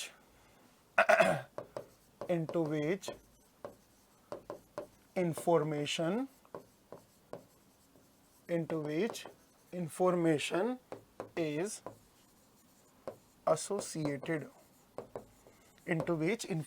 is associated, जिसमें इंफॉर्मेशन मतलब डाटा पड़ा होता है, उसी को हम लोग बैंडविड्थ बोलते हैं।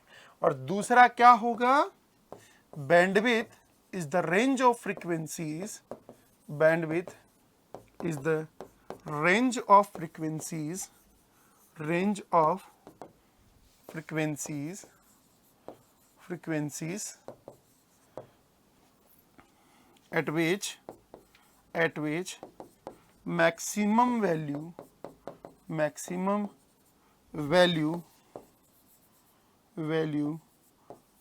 falls by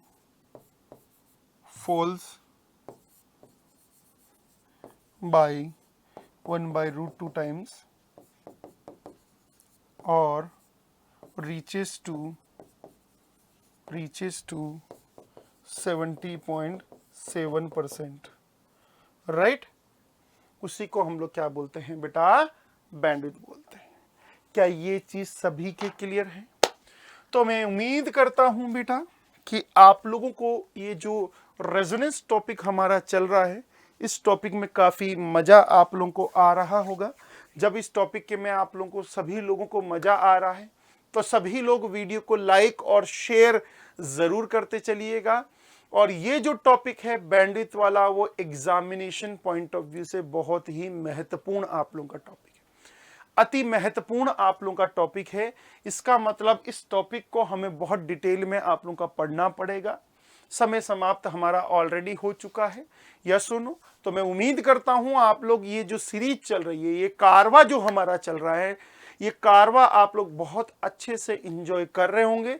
और ये कारवा बेटा थमना नहीं चाहिए, ये कारवे का अंत वहां पर होना चाहिए जब तक आप लोगों को आपकी मंजिल नहीं मिल जाती। तो ये कारवा लगातार चलता रहेगा और इस कारवा में मैं आपका सारथी बनकर, उत्कर्ष परिवार आप लोग का सारथी बनकर यहां पर रहेगा। तो हम लोग मिलते हैं अब नेक्स्ट क्लास के अंदर। तब तक के लिए आप लोग ध्यान रखिएगा और पढ़ते रहिएगा। Thank you very much. Thank you.